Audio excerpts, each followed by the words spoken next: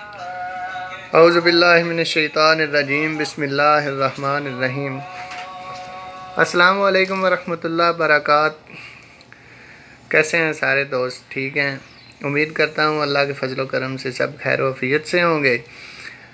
ناظرین، آج میں آپ کو تھوڑا سا اسلام اور دور حاضر میں سائنس ٹیکنالوجی کے بارے میں تھوڑا سا آپ کو آگاہی دوں گا کہ آج کے دور میں ڈی این اے کے بارے میں تھوڑا سا میں بات کرتا ہوں کہ ایک مرد کا ڈی این اے عورت کے جسم میں 4 ماہ تک موجود رہتا ہے۔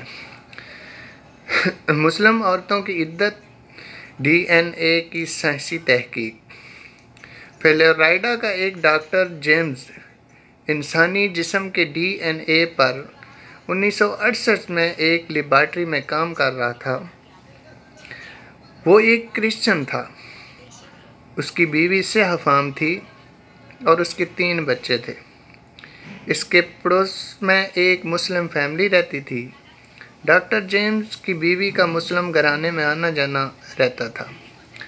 مسلمان عورت کا مرد اسی دوران فوت ہو جاتا ہے، اس لیے وہ عورت شوہر کے انتقال کے بعد عدت میں بیٹھ جاتی ہے۔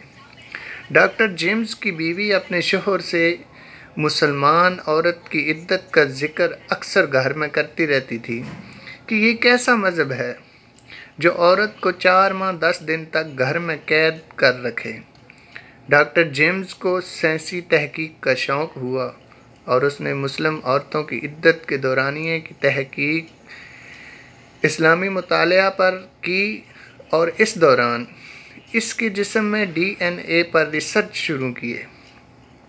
جوں وہ تحقیق کرتا گیا، اللہ پاک اس ڈاکٹر کے عقل کے پردے کھولتا گیا۔ وہ اس نتیجے پر پہنچا کہ مسلم عورتیں دوسرے مذاہب کی عورتوں سے عدت کی وجہ سے بھی پاک باز رہتی ہیں۔ وجہ یہ کہ ایک مرد کا ڈی این اے عورت کے جسم میں 4 ماہ 10 دن تک موجود رہتا ہے۔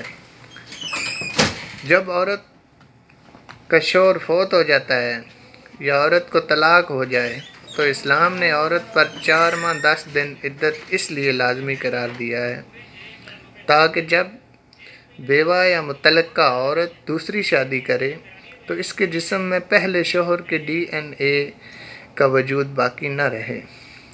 جو مطلقہ یا بیوہ عورت 4 ماہ 10 دن کی عدت کے اندر دوسرے مرد سے شادی کر لیتی ہے وہ پاک باز نہیں ہوتی، کیونکہ اس کے جسم میں پہلے شوہر کا ڈی این اے موجود ہوتا ہے، جو کہ عدت کے اندر شادی کرنے والی مطلقہ یا بیوہ عورت کے دوسرے شوہر سے پیدا ہونے والی اولاد میں ٹرانسفر ہو جاتا ہے۔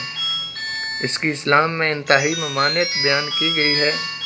یہ ریسرچ کرتے کرتے ڈاکٹر جیمز نے اپنی بیوی اور 3 بچوں کے ڈی این اے سیمپل اپنی لیب میں چیک کیے تو اس کی بیوی کے جسم میں 4 مختلف لوگوں کے سیمپل پائے گئے اور ان کے بچوں میں سے سوائے ایک بیٹے کے باقی 2 بچوں میں ڈاکٹر جیمز کے علاوہ اور لوگوں کے ڈی این اے سیمپل نکل آئے۔ ڈاکٹر جیمز نے اپنے ایک بیٹا جس میں فقط ڈاکٹر اور اس کی بیوی کا ڈی این اے پایا گیا تھا، اس کو اپنے پاس رکھا اور بیوی کے ساتھ 2 بچوں کو چھوڑ کر مسلمان ہو گیا اور کینیڈا جا کر ایک مسلم عورت سے شادی کر لی۔ ڈاکٹر جیمز عیسائی مذہب چھوڑ کر اسلام کے دائرے میں داخل ہو گیا اور اپنا نام ڈاکٹر جون رکھ لیا۔ اس نے اپنی اس ریسرچ کو کینیڈا کے ایک اخبار میں اپنی رپورٹوں کے ساتھ شائع کروایا تو ڈاکٹر جون کے حلقہ احباب میں سے کافی سارے لوگوں نے اسلام قبول کر لیا، ماشاءاللہ۔ یورپ میں ڈی این اے پر سائنسی تحقیق 1960 کے عشرے میں شروع کی گئی تھی، جبکہ مذہب اسلام میں صدیوں پہلے عدت کی بنا پر انسانی ڈی این اے کی طرف اشارہ دے دیا گیا تھا۔ اللہ ہمیں نیک اعمال کرنے کی توفیق عطا فرمائے۔ وما علینا الا البلاغ المبین۔